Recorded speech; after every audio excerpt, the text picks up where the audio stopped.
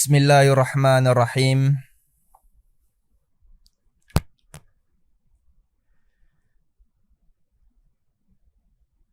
Alhamdulillahi hamdan kathiran tayyiban mubarakan fih kama yuhibbu rabbuna wa yardah. Wa ashhadu an la ilaha illallah wahdahu la syarika lah wa ashhadu anna Muhammadan abduhu wa rasuluh. Allahumma salli wa sallim wa barik ala abdika wa rasulika ala nabiyyina Muhammad wa ala alihi wa ashabihi wa man ittaba'ahum bi ihsanin ila yaumiddin.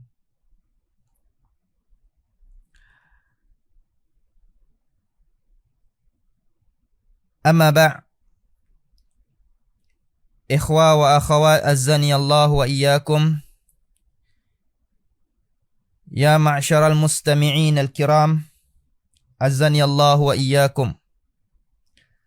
Saudara-saudari yang dimuliakan Allah Azza wa Jal, dan semua para pendengar pada petang hari ini yang mulia, pada hari Jumaat yang mulia, yang penuh barakah ini, sama-sama kita dihadirkan kepada kita satu pengajian daripada sambungan daripada penjelasan kitab Tazkiratus Sam'i wal Mutakallim oleh Al-Imam Ibn Badruddin, Imam Badruddin Ibn Jama'ah Al-Kinani Al-Syafi'i rahimahullahu ta'ala.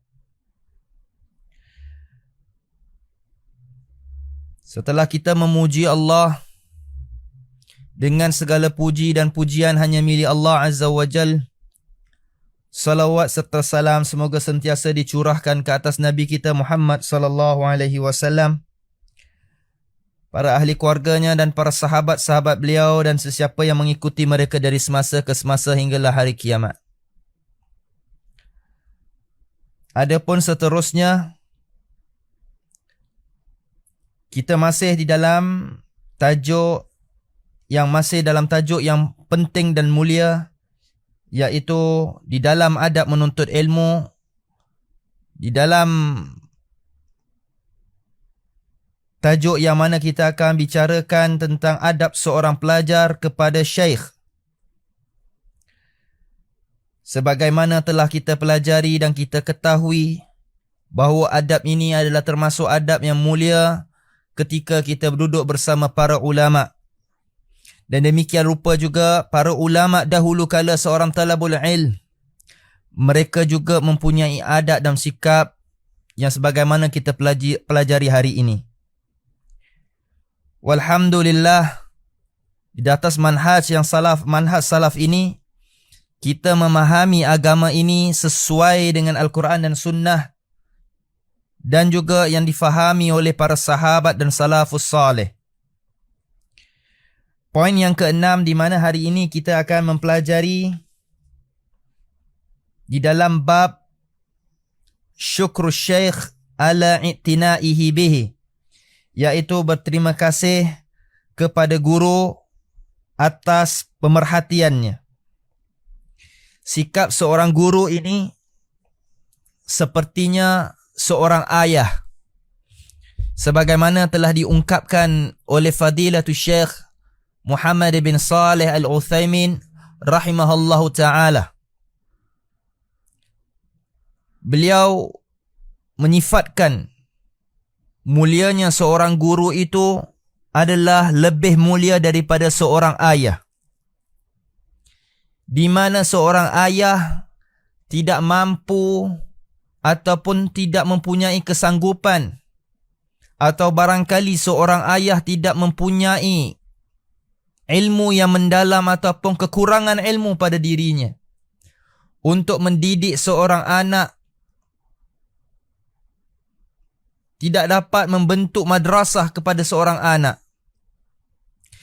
Daripada sebab itu seorang ayah menyerahkan amanah dan tanggungjawab itu kepada seorang guru, seorang syekh, seorang ustaz, seorang imam, untuk mendidik anaknya daripada perkataan huruf alif sampailah anak itu menjadi seorang yang alim, yang bermanfaat kepada masyarakat di dunia dan juga bermanfaat untuk dirinya pada hari akhirat kelak. Maka seorang anak, seorang talabul ilm itu harus memuliakan gurunya, mencintai gurunya. Itu malah bukan hanya sejajar dengan cinta dan sayang kepada seorang ayah, malah harus dia mencintai lebih daripada seorang ayah, kerana seorang ayah itu telah memberikan amanah kepada gurunya untuk mendidik si anaknya ini. Maka betapa korban besarnya seorang guru mendidik anaknya, anak muridnya, bersungguh-sungguh mendidik pelajar itu ke jalan yang diredai oleh Allah Subhanahu wa taala.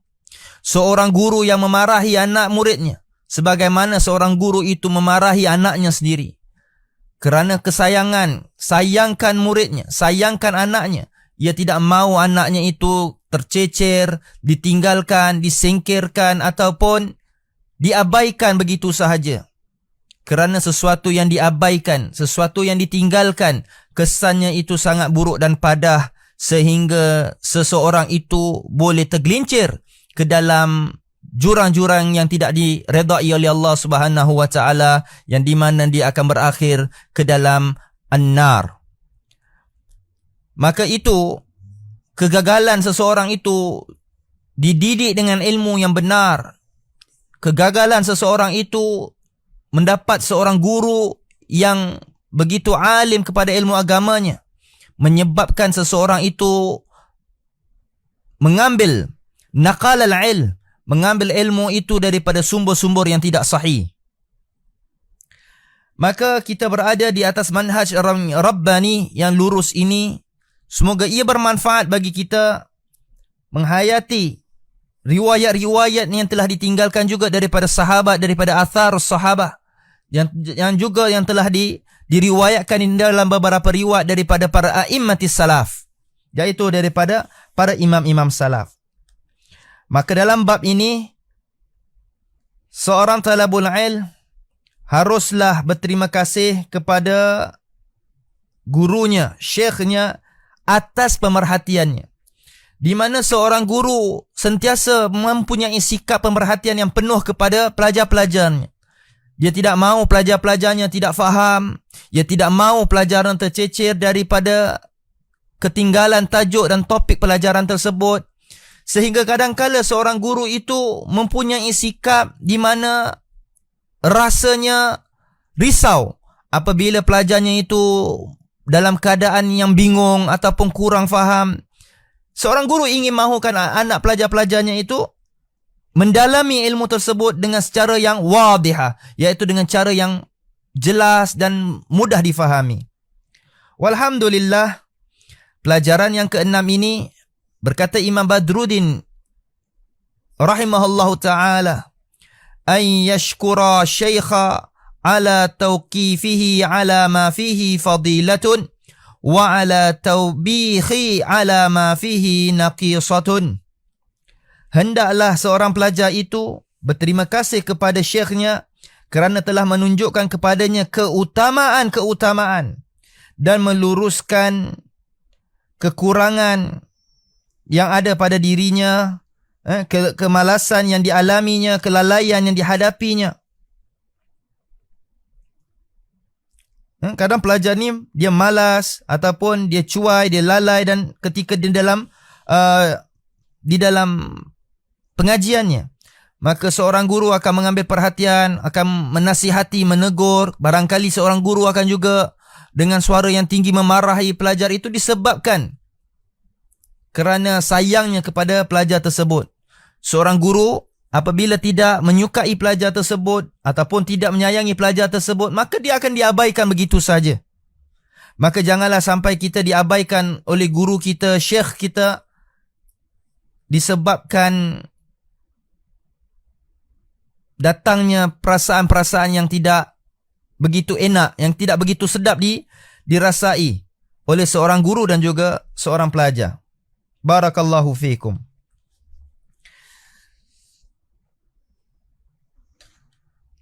Kerana seorang guru juga sentiasa memberikan fokusnya kepada pelajaran itu supaya murid-muridnya memahami pengajian yang disampaikan oleh gurunya itu. Seterusnya kita pergi kepada poin yang ketujuh, iaitu adabud dukhuli wal isti'zanu ala syaikhi. Adab seorang pelajar masuk dan juga meminta izin kepada seorang guru, seorang syekh.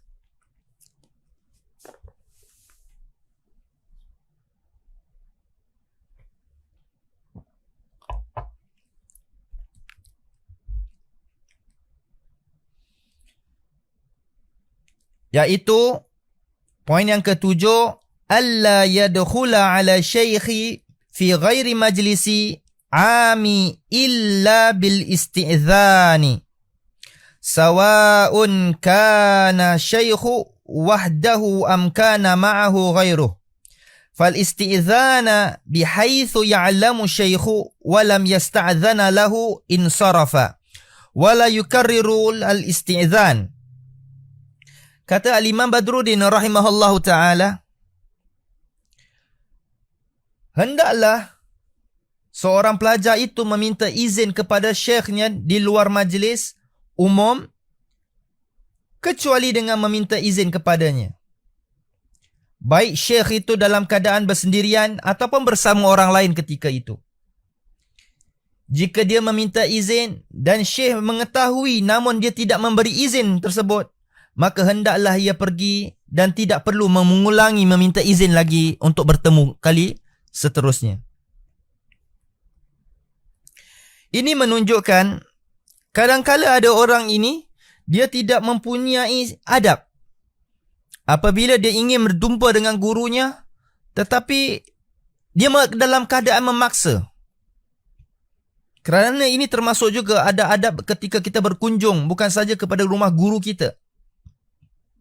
Malah ketika kita berkunjung ke rumah saudara mara kita, ke rumah siapa sahaja sekalipun, adab ini juga masih adab yang sama, iaitu ketika kita meminta izin lalu tidak mengizinkan kita, maka hendaklah kita pulang dan tidak mempunyai perasaan-perasaan yang tercela di dalam hati kita, ataupun kita meribahnya ataupun kita mengaibkannya.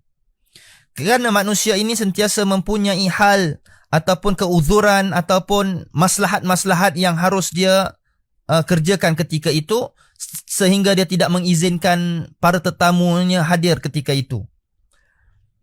Maka seorang pelajar di sini harus mengetahui ketika dia bertemu dengan syekhnya, sama ada dalam majlis ataupun di luar majlis, selesai daripada majlis maka dia tidak boleh dalam keadaan memaksa untuk seorang guru mengizinkannya.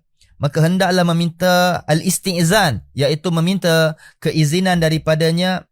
Sekali je sekiranya isti'zan, keizinan itu tidak diberikan, lalu hendaklah dia bersurai daripada situ. Walam yasta'zana lahu insarafa, maka apabila guru itu tidak memberikan dia keizinan, maka bersurailah. Dan janganlah wala yukarriru isti'zana, jangan kamu meminta izin buat kali yang seterusnya. Lalu poin yang kedua daripada meminta izin ini, ikhwani fiddin azani Allah wa iyyakum, wa in syakka fi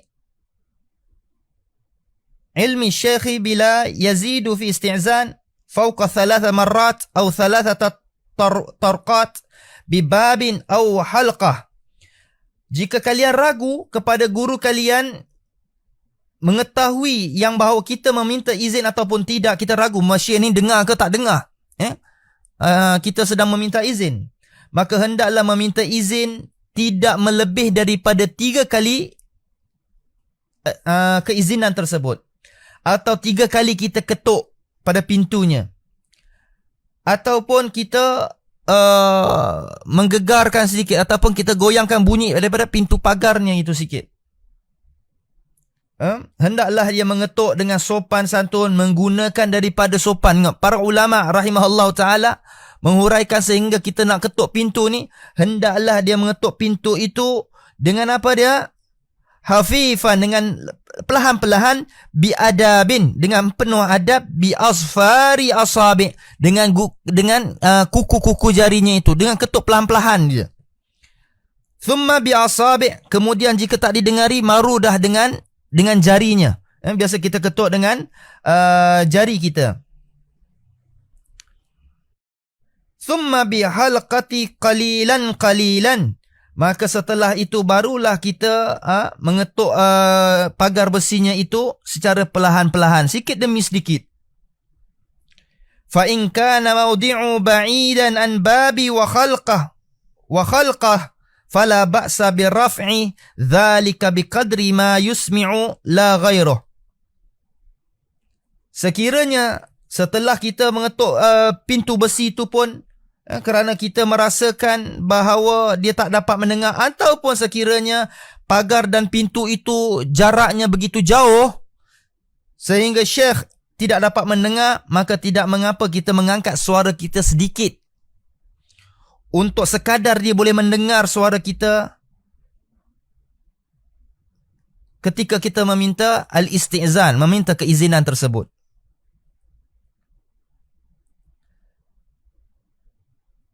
Maka inilah cara dan adab ketika kita berkunjung kepada di tempat guru-guru kita, di tempat rumah syekh kita, di tempat majlis-majlisnya, sebagaimana juga disebutkan beberapa riwayat di mana macam mana para muhaddithin, para ulama-ulama hadis di kalangan para a'immatis salaf seperti Imam Bukhari, Muslim, Sufyain, iaitu Sufyan ibn Uyainah dan Sufyan al-Thawri rahimahumullahu ta'ala, sebagaimana mereka menuntut ilmu daripada para guru-guru mereka. Seterusnya,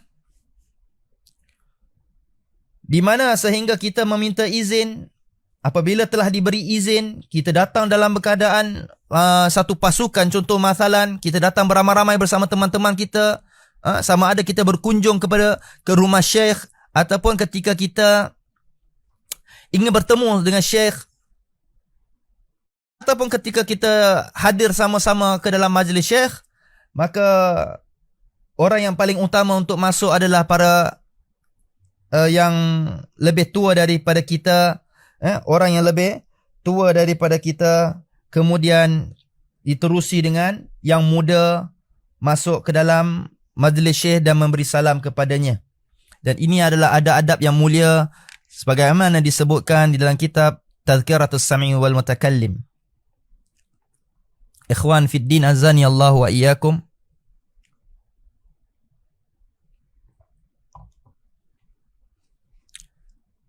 Seterusnya, yaitu cara seorang talabul ilm menghadirkan diri ataupun berkunjungan ke tempat gurunya, tempat syekhnya, di mana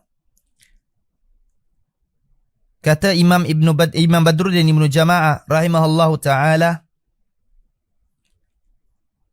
maka seorang pelajar itu ketika dia masuk ke tempat syekh, hendaklah dia menampilkan tampilannya itu dengan cara yang baik. Maksudnya tidak menunjukkan comot-comot ataupun keadaan yang tidak terurus. Hendaklah berjumpa dengan seorang ulama itu dalam keadaan penampilan yang baik, badan dan juga pakaian yang bersih rapi. Badan yang bersih rapi sebagaimana disebutkan oleh Ibnu Jama'ah, mutahhiral badani wa thiyabi tazfiruhuma. Lalu pakaian itu bersih, badannya bersih, dan pakaiannya juga kemas dan bersih rapi. Dan sebelumnya telah memotong apa yang patut dipotong daripada dirinya itu, merupakan kuku dan rambut senantiasa bersih. Dan ini kita pun telah mempelajari, ada ketika kita sekolah rendah lagi. Rambut kita bersih, kuku kita bersih, kasut kita bersih. Dan ini adab seorang talabul ilm disebut dalam ajaran Islam, di dalam agama Islam telah mengajarinya. Dan ada adab ini disemaikan di dalam para salafus saleh, sehingga tidaklah ada mendatangkan bau-bau yang tidak enak daripada tubuh kita. Maka itu termasuk sunnah nubuwah, sunnah kenabian itu adalah memakai wangi-wangian, mendatangkan, menunjukkan pakaian yang bersih, bukan menjadi sebahagian kelompok-kelompok yang mana memakai jubah dan ketayapnya dalam keadaan yang comot-comot ataupun keadaan yang tidak begitu enak. Kemudian Allah Ta'ala berfirman ketika itu, khudhu zinatakum inda kulli masjid, hendaklah kalian memakaikan hiasan-hiasan yang cantik-cantik ketika kalian nak ingin menuju tempat ibadah. Hal ini juga disebutkan oleh Ibnu Jama'ah. Apalah lagi jika dia ingin ke majlis ilmu, kerana majlis ilmu adalah majlis zikir dan ia adalah satu kumpulan ibadah, kata Ibnu Jama'ah rahimahullahu ta'ala. Kerana dia kata, yaqsidul majlis la'il fa innahu majlisul zikri wal ijtima'i fi ibadatin. Ia termasuk majlis zikir. Majlis zikir itu adalah majlis ibadah. Maka pergilah ke dalam majlis-majlis ahli ilm, majlis para majlis ulama ini dalam keadaan penampilan yang baik, penampilan yang bagus. Jangan kita samakan penampilan ketika kita kerja dengan penampilan ketika kita menuntut ilmu. Jangan kita menampil pakaian kita ketika kita pergi majlis ilmu sepertinya apa? Kita nak pergi ke mall. Jangan kita menampilkan pakaian kita ketika kita nak menuntut ilmu seperti kita nak tidur dengan pakaian tidur. Dan ini adab. Kadang wallahi anak melihat ibu bapa ni ketika mengantar anak-anak dia pergi belajar dengan pakaian anak-anaknya, ada pergi belajar Quran, pergi belajar agama ini, walaupun ba'da maghrib, ba'da isyak, terus dengan pakaian baju tidur. Dan siapa sahaja melihatnya itu adalah perkara-perkara yang tak mengenakkan ataupun mata tidak sedap dipandang. Pakaian yang nak tidur tu jelas pakaian ketika kita nak tidur.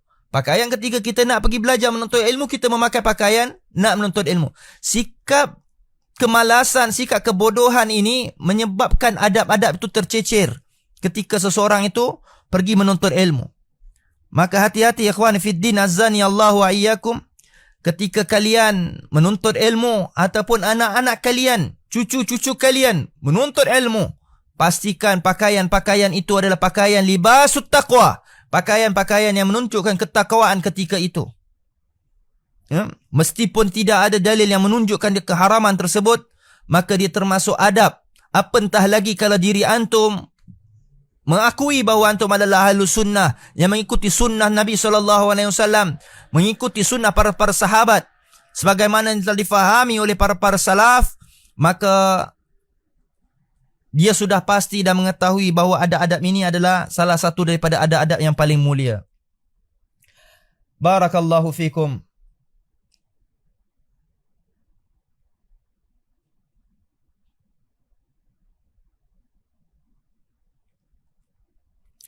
Seterusnya,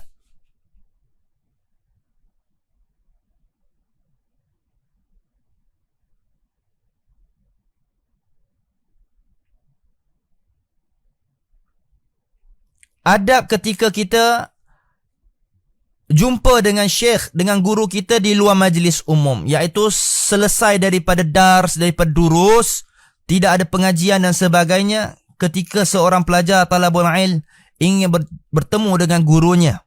Ingat ikhwan fiddin, azani Allah wa iyyakum. Guru itu tak pernah kira sama ada guru itu adalah adik antum, guru itu adalah abang antum, guru itu adalah ayah antum, guru itu adalah daripada datuk antum, ataupun guru itu daripada pakcik antum, ataupun anak-anak saudara antum, ataupun guru itu lebih muda, jauh muda daripada antum, ataupun guru itu lebih tua jauh daripada antum.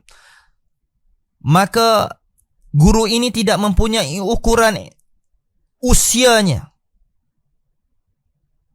ataupun darjat-darjatnya, tidak sama sekali, kerana guru ini sudah pasti mendapat satu kemuliaan sekiranya kita mengambil ilmu dan faedah-faedah daripadanya. Maka apabila kita hadir bersama dia di tempat di luar majlis, maka hendaklah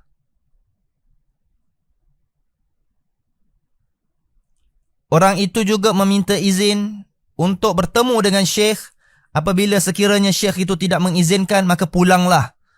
Janganlah pulang dengan hati dan mempunyai sifat dendam dan benci, kerana itu hanyalah salah satu adab yang harus kita ada dalam hati kita, mencintai guru kita. Sekiranya disuruh pulang, maka pulanglah. Kita akan bertemunya pada hari yang akan datang. Jangan pulanglah dengan hati yang penuh dendam, hati yang penuh kebencian, ataupun dengan penuh cacian dan sebagainya. Dan anggapkanlah itu adalah salah satu daripada cobaan-cobaan menuntut ilmu. Barakallahu fikum. Dan kita dapat lihat sebahagian daripada talabul ilm ketika datang, sebagaimana pelajaran yang semalam yang mana ana sebutkan, kadangkala pelajar ini hadir di dalam majlis syekh ataupun ke tempat syekh sebagaimana telah dijanjikan, lalu syekh pun ada keuzuran yang tidak dapat dielakkan sehingga ia pun tidak ada di tempat itu, lalu para talib ini, tulab ini pun mencemuh ataupun berkata-kata yang tidak enak terhadap syekh tersebut, terhadap guru ataupun ustaz-ustaznya. Maka ketahuilah rahimakumullahu ta'ala bahawa itu adalah salah satu perbuatan daripada perbuatan keji terhadap para guru dan ahli ilm. Cemuh-cemuh mereka ataupun mengaib-aibkan mereka ataupun berghibah terhadap mereka, itu adalah salah satu daripada kehinaan seorang talabul ilm kepada seorang gurunya, sebagaimana telah kita jelaskan pada durus yang lepas.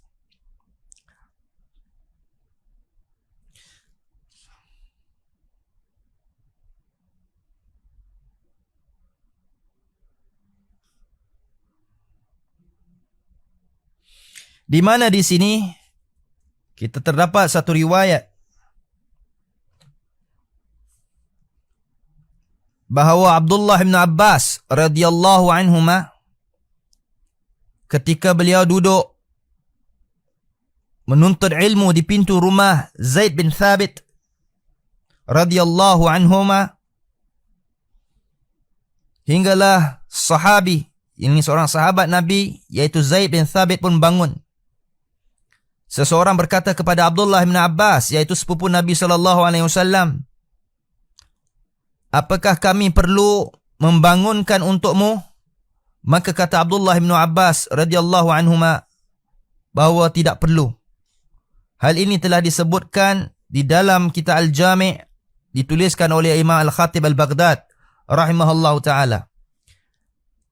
Dan kadang-kala pula Abdullah bin Abbas radhiyallahu anhuma menuju dalam keadaan waktu yang lama sehingga panas terik. Matahari itu sudah menjadi panas terik ketika itu.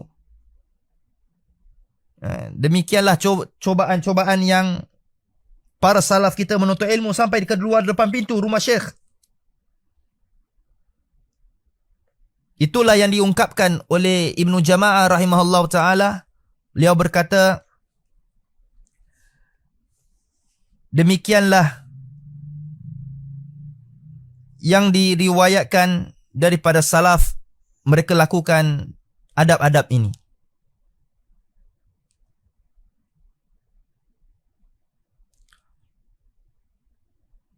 Ikhwani fid din, azani Allah wa iyyakum.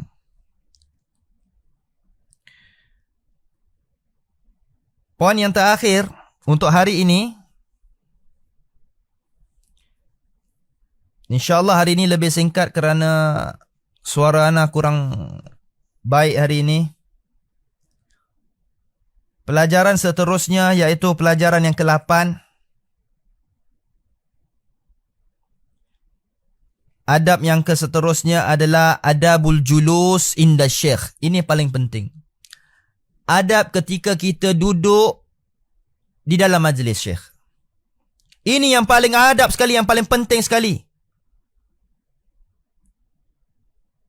Ramai orang apabila hadir dalam majlis, ustaz-ustaz, kadang-kadang ustaz-ustaz ni, ustaz-ustaz kita ni pun tutup je sebelah mata. Kadang-kadang terlepas pandang dengan para tulab sehingga mereka tak pelajari adab-adab ini. Maka bila datang syekh, pelajar-pelajar ni pun bawa perangai yang sama. Wallahi perkara-perkara ini mengaibkan diri Sehingga Syekh pun tengok, apa punya pelajar ni duduk macam gini agaknya rasanya. Maka adab yang ini adalah adab yang paling mustahak dan penting, yang paling mulia, iaitu adabu julus inda syekh. Adab ketika kita duduk, sama ada di hadapan, di kiri atau di kanan, di belakang syekh, bagaimana keadaan tertib kita duduk di dalam majlis ilmu ini. Kadang kita lihat, mereka mengaku mereka itu salafi. Di dalam majlis ilmu, adab perkara yang paling mudah. Adab ini hanya praktik. Yang paling mudah antum praktik setiap kali antum belajar. Mereka gagal ketika ini. Nah, sekarang kita lihat adab-adab yang harus kita cermati ketika kita menuntut ilmu ini. Yang ke-8. Kata Imam Ibn Jama'ah rahimahullah ta'ala, ay yajlisa baina yaday syekh jilsata adabi kama yajlisu sabiyyu baina yadayhi al-muqri'i. Hendaklah seorang talabul ilm itu duduk di hadapan syekh dengan penuh sopan santun, sebagaimana seorang anak-anak yang duduk di hadapan guru yang mengaji. Kama yajlisus sabiyyu baina yadayil muqri'i, iaitu sebagaimana budak-budak ketika kita anak-anak kecil dulu lagi, kita anak-anak lagi, kita budak-budak sekolah lagi, ketika kita pergi rumah guru ngaji kita, macam mana rupanya kita pergi belajar rumah ngaji gitu. Ketika itu kita duduk di hadapan dia, begitulah rupanya. Ataupun kita duduk dalam keadaan bitawadi'i wa khudu', kita duduk dalam keadaan bersila dengan penuh kerendahan, dengan tawaduk, dan kita tunduk pandangan kita. Wa sukunin wa khusyu'in, dan kita duduk dalam keadaan tenang dan penuh khusyuk. Wa yusghi ila syaikhi nadhiran ilaih, kemudian kita duduk diam dan kita fokus dengan penuhnya kepada penyampaian syekh ketika itu, dan memandang kepada syekh. Mata ni pandangan penuh kepada syekh. Kenapa kadang-kala pelajar-pelajar ini boleh tertidur? Kenapa pelajar-pelajar ini matanya boleh lenyap? Daripada tempat majlis syekh, dia boleh sampai ke Mekah. Dia dah boleh mengigau sampai ke Mekah ketika itu. Disebabkan matanya tu hilang pandangan daripada pandangan syekh. Ini bukan menunjukkan satu ketaksuban kepada guru, tetapi adalah salah satu daripada adab dan hikmah dalam kita menuntut ilmu, sehingga mata kita pun tidak hilang fokusnya, kita khusyuk, kita mendengar dan sebagainya. Maka seorang guru pun haruslah membawa kewibawaan tersebut, sehingga janganlah menyebabkan penampilan guru itu ataupun perbicaraan guru itu menyebabkan para tulab ini, pelajar-pelajar ini pun terlena, terlentuk, tertidur semuanya. Kadang-kala memang cikgu ni dia kasih kerja supaya cikgu boleh tidur. Cikgu tidur, murid pula buat kerja, dan itu adalah musibah.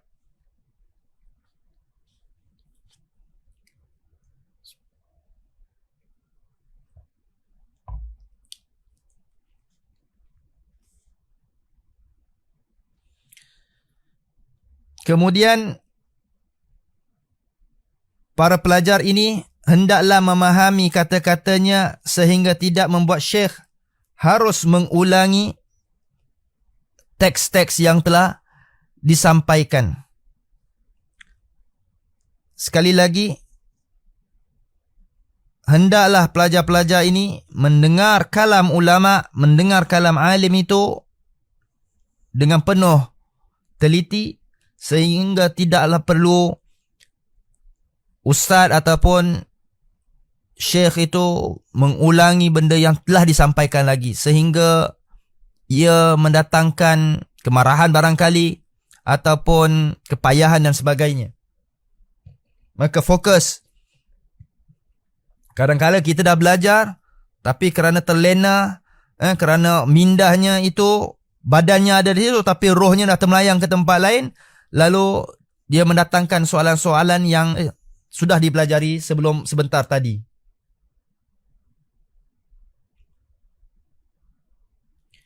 Yang kedua, ketika kita duduk dalam majlis ilmu ini, wala yaltafit min ghairi dururah, wala yanzuru ila yaminihi au shimalihi au fawqihi au qudamaih li ghairi hajatin. Maka ketika kalian duduk dalam menuntut ilmu itu, maka jangan mengalihkan pandanganmu ke kiri dan ke kanan, ke depan ataupun ke belakang, depan, belakang dan sebagainya. Jangan menoleh-noleh sekiranya selagi mana tidak ada li ghairi hajatin, selagi mana tidak ada keperluan.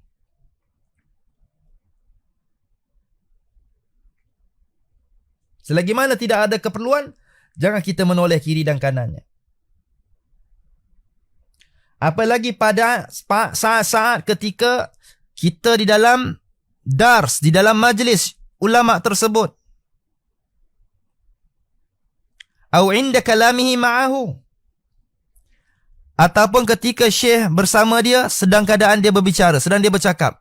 Syekh bercakap dengan dia, lalu mata dia pergi pandang tempat lain. Fokus tak ada.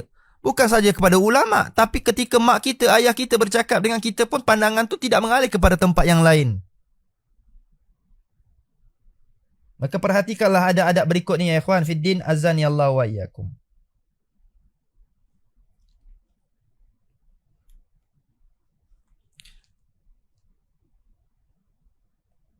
Daripada perkara-perkara ini, ada adab kita kepada guru ini, maka kita lihat apa yang disebutkan juga adab-adab ini oleh Al-Imam Al-Syekh Al-Doktor Bakr bin Abdullah Abu Zaid rahimahullahu ta'ala, seorang kibarul ulama, iaitu ulama, guru kepada ulama-ulama besar kita seperti Fadilatul Syekh Muhammad bin Salih Al-Uthaymin rahimahullahu ta'ala. Di dalam kitab Al-Hilyah, iaitu kitab ini adalah termasuk juga salah satu kitab adab menuntut ilmu, di mana kata Syekh Abu Bakar, Syekh Bakar bin Zaid bin Abu Zaid rahimahullahu ta'ala, fakhudh bima jami'i adabi ma'a syekhika fi julusik ma'ahu wa tahaddithi ilaih wa husni su'ali wal istima' wa husni al-adabi fi tasfuhi al-kitabi amamahu wa ma'al kitabi wa tarki at-tatawuli wa mumarati amamah. Di sini kata Syekh rahimahullahu ta'ala, jadikanlah Syekh gurumu orang yang paling engkau hormati, hargai, diagungkan, dan berlakulah kepadanya lemah lembut, iaitu kasih sayang. Berlakulah penuh sopan santun padanya ketika kamu duduk bersamanya, ketika kamu berbicara dengannya, ketika kamu bertanya kepadanya dan mendengar pelajaran-pelajarannya. Bersikap baik saat membuka lembaran kitab-kitab sebagaimana telah kita belajari dalam kitab dars yang lepas, sehingga para salaf ini seperti Imam Syafi'i rahimahullah ta'ala bersama anak muridnya, iaitu Rabi' bin Sulaiman rahimahullah ta'ala. Ketika itu mereka tidak mahu sehingga gurunya mendengar suara-suara buka lembaran kitab-kitab tersebut, sebagaimana Imam Syafi'i bersama gurunya iaitu Imam Malik bin Anas rahimahullah ta'ala, sehingga membuka lembaran kitabnya di hadapan Syekh, sehingga bunyi-bunyi yang begitu kuat dan sebagainya. Jangan banyak berbicara, jangan banyak bercakap-cakap, dan juga banyak berdebat dengan guru. Ini bukan kerana tidak boleh kita nak menyanggah. Ini termasuk adab.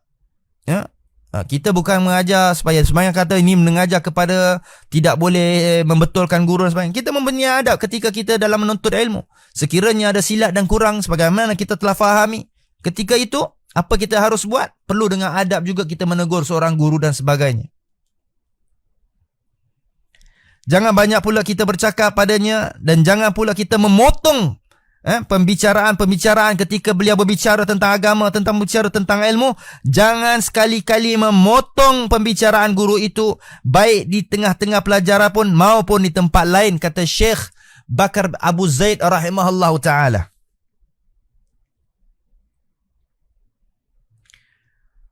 Maka kata Syekh Muhammad bin Salih Al-Utsaimin di dalam kitab Syarah Kitabul Hilya Talabul Ilm, maka kedudukan seorang guru ini harus kita letakkan adab apa? Adabut talabi ma'a syaikhim min ahammi adabi litalabil ilmi wa minha an ya'tabira syaikhuhu muta'alliman yulqi ilaihi al-ilma murabbiyan yulqi ilaihi adaba. Seorang pelajar itu, seorang talabul ilm, hendaklah menghadap gurunya terhadap gurunya adalah salah satu daripada adab yang paling penting, yang paling mulia, yang paling mustahak untuk dia harus miliki oleh setiap pelajar ini. Lihat, ulama-ulama kita yang sezaman dengan kita seperti Syekh Muhammad Salih Al-Utsaimin menyebutkan hal yang sama. Hendaklah dia menganggap gurunya itu sebagai seorang yang mengajar dan mendidiknya, sebagai pengajar seorang pengajar yang mengajarnya ilmu padanya, serta banyak mendidik dan juga membimbingnya dengan cara budi pekerti, akhlak yang baik, adab yang baik, ilmu yang baik. Seorang pelajar kalau tidak percaya kepada gurunya dalam hal tersebut, maka dia tidak akan mendapat apa-apa manfaat yang dia inginkan. Ini adalah yang disebutkan oleh Syekh Muhammad Salih Al-Utsaimin rahimahullahu ta'ala. Di dalam bab ini juga, yang mana ana nukilkan daripada kitab Syarah Kitabul Hilya Talabul Ilm oleh Syekh Muhammad Salih Al-Utsaimin rahimahullahu ta'ala, fa inna syaikha lam yajlis lita'limi illa wa huwa yara annahu ahlun wa anna talmiza aidan lam ya'ti ila hadha syaikhi illa wa huwa ya'taqidu annahu ahlun. Maka apabila seorang pelajar ini dia berhadapan dengan situasi yang dia kata dia melihat gurunya ini meragukan. Ini cerita pasal masalah seorang guru yang meragukan dengan kemampuan ilmunya seorang guru. Kata Syekh, mana mungkin dia akan mengambil manfaat daripada ilmu tersebut. Nanti semua masalah yang disampaikan oleh guru tersebut tidak akan dia terima sampai dia menanyakan hal tersebut kepada orang lain. Ini banyak berlaku di kalangan kita. Setelah kita menasihati untuk tidak mengambil ilmu daripada para mubtadi', orang-orang mubtadi' ini tidak ada kapasiti ilmu. Mereka tidak faham apa itu ilmu, sedangkan kita dah mengetahui bahawa ilmu itu ma qala Allah wa ma qala Rasul wa ma qala sahabah. Ilmu itu apa yang dibicarakan oleh Allah di dalam Al-Quran, apa yang ditinggalkan oleh Rasul di dalam hadis-hadisnya yang sahihah. Kemudian apa yang telah disampaikan oleh para sahabat ridwanallahi alaihim ajma'in. Kerana dia ada yang anak sebutkan, ada di kalangan sahabat ini, sahabat-sahabat kita, teman-teman kita ni, dia dalam keadaan kehausan ilmu. Maka sehingga dia pun ingin merebutkan ilmu-ilmu ini, dia mencari ilmu. Katanya ilmu. Dia pergi datang kepada kunjungan kepada para ustaz-ustaz ataupun kiai-kiai maupun syekh yang mereka meranggakan dia sebagai seorang ahli ilm. Tapi bila dia hadir ke tempat itu, lalu dia membuat cross check. Dia telah mendengar daripada kalam-kalam mereka, kemudian dia cross check. Apakah betul ke ustaz, betul ke syekh dengan ucapan-ucapan.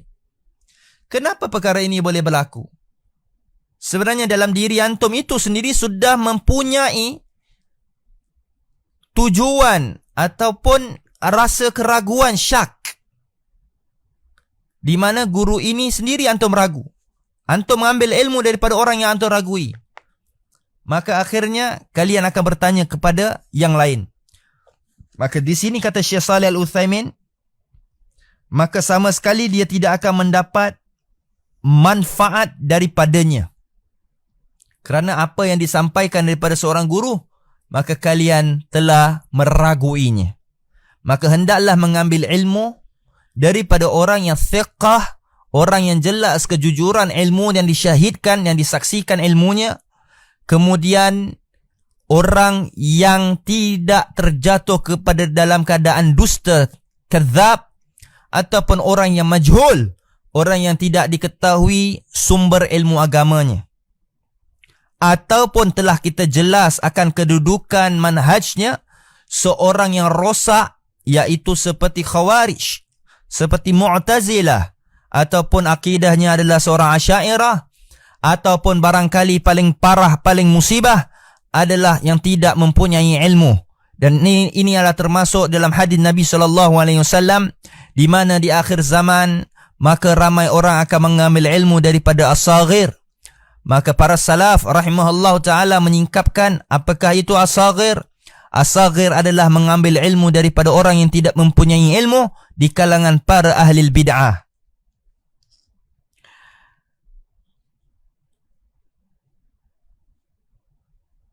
Maka Syekh Salih Al-Utsaimin kata pun, daripada di sini hendaklah seorang talabul ilm memberikan penghormatan dan sikap yang baik kepada gurunya. Adapun daripada sikap penghormatan ini bermaksud adalah seharusnya seorang pelajar itu, apabila seorang pelajar itu melihat seseorang daripada kalangan yang dia nak jadikan guru itu, tidak boleh mengajar kecuali kalau dia melihat dia memang ahlinya. Kalau guru itu memang ahlinya. Kadang orang ni dia bukan ahli tafsir, dia tidak memahami tafsiran, hukum-hukum tafsir, lalu dia membedah, buka kitab tafsir Ibn Kathir, ya? Kerana dia mempunyai ijazah daripada universiti A dan B atau C. Tapi orang ini tidak pernah duduk di dalam halqah-halqah para masyayikh, ataupun tidak pernah berguru dengan para ulama. Guru mereka, ilmu mereka hanya mengambil daripada butunil kitab, daripada perut-perut kitab secara otomatiknya. Ya, sebagaimana kita belajar sebagai disebutkan oleh Imam Syafi'i, tidak mengambil ilmu daripada orang-orang ini. Mereka membuka kitab hadis, mereka membuka kitab tafsir, dan mereka mentafsir dengan sesuai dengan akal dan jiwa dia. Sedangkan kalau kita lihat ahli, orang yang nak mentafsirkan ilmu tafsir, hendaklah dia mempelajari seperti kitab usul tafsir, kitab muqaddimah tafsir. Sebagaimana juga telah disebutkan di dalam beberapa kitab yang disyarahkan juga oleh Syekh Fadilatul Syekh Muhammad bin Salih Al-Utsaimin rahimahullah ta'ala, iaitu syarah ke atas kitab Muqaddimah Tafsir oleh Ibn Taymiyah rahimahullah ta'ala. Dia mengajari kita konsep dan cara-cara manhaj dalam kita mentafsirkan ayat Quran. Sehingga ramai yang terjatuh tergelincir ketika mereka mentafsirkan ayat Al-Quran dengan maksud-maksud yang salah.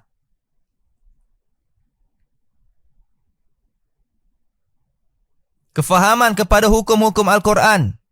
Kerana apabila mereka gagal dalam memahami ilmu hadis, maka pasti mereka akan gagal dalam memahami ayat Al-Quran. Kerana ayat Al-Quran tidak boleh difahami atau ditafsirkan, ditakwilkan ayat-ayat Quran itu kecuali dengan hadis Nabi SAW, sebagaimana disebutkan dalam hadis Imam Tirmidzi yang disahihkan oleh Imam Albani rahimahullah ta'ala, ala inni utitul kitab wa mithlahu ma'ahu, yang telah aku diberikan sebuah kitab dan seumpama dengannya, iaitu al-hadis.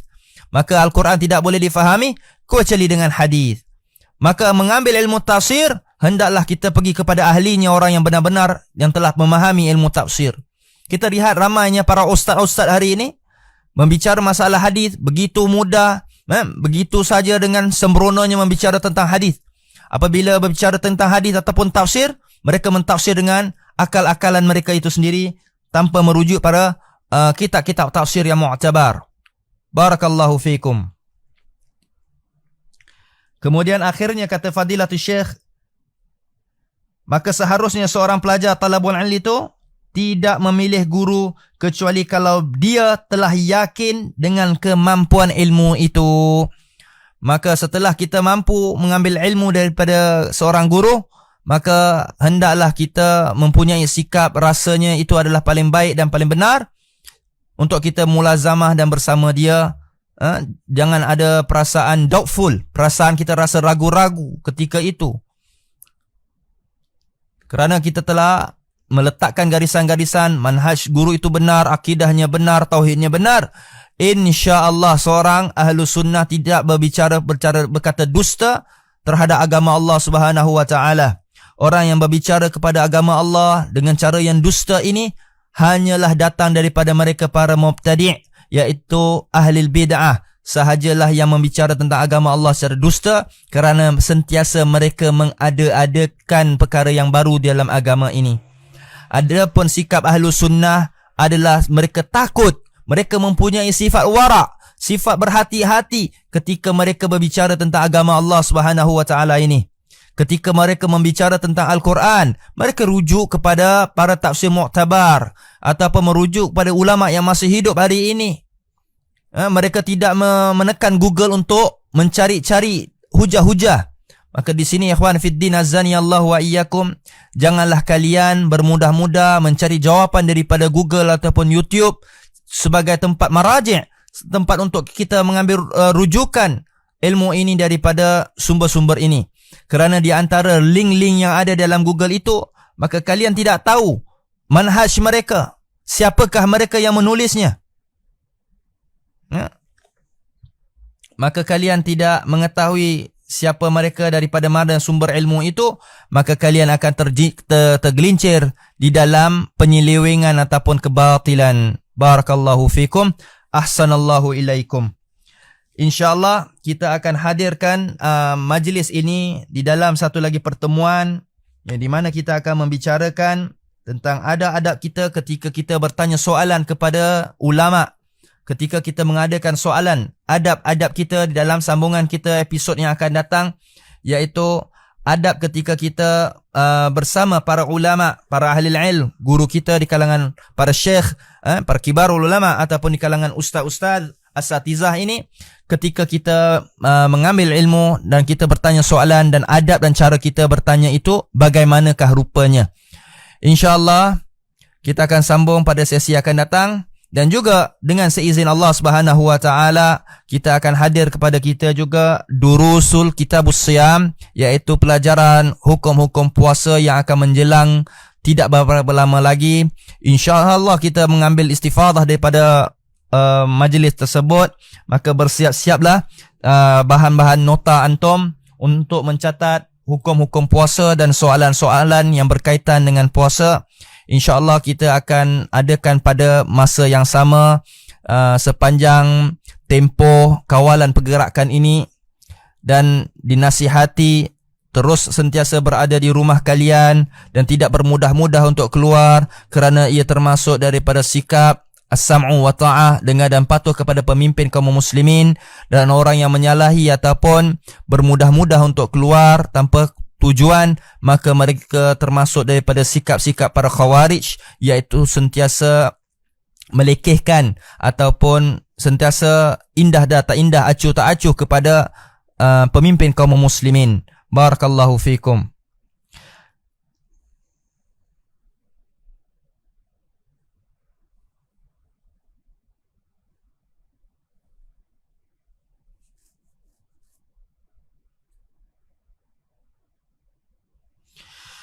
Apabila seseorang itu hadir lambat ke dalam majlis tersebut, apakah dia harus bersalim, iaitu bersalam, berjabat tangan bersama yang lain?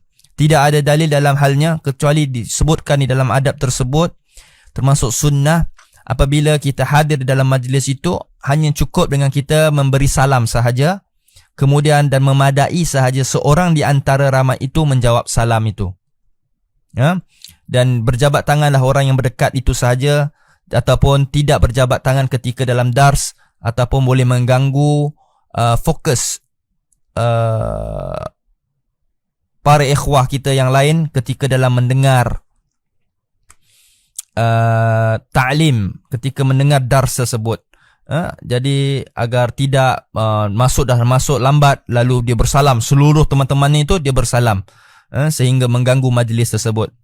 Maka kemudian kalau ketika orang yang masuk lambat itu, janganlah dia lambat kemudian dia ingin duduk di hadapan syekh, maka duduklah di belakang, kerana orang yang lambat itu tidak mengganggu orang yang ada pandangan yang dihadapkan. Jangan sampai itu mengaibkan antum dah lambat, antum nak duduk di depan sehingga menunjukkan kehadiran antum itu adalah satu kehadiran yang sungguh mengaibkan. Semoga adab ini juga diaplikan ketika kita dalam menuntut ilmu. Wallahu ta'ala a'lam.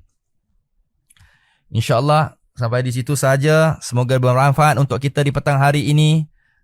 Dan kita akan bertemu pada keesokan hari. Dan waktu dars kita akan dilanjutkan di setiap hari pada jam 5.30 petang. Kerana maghrib kita agak lewat, sehingga kita diakhirkan sedikit kerana barangkali ada sahabat-sahabat kita yang masih membeli barang dan tergesa-gesa untuk pulang sehingga ingin untuk dapat bersama kita secara on air.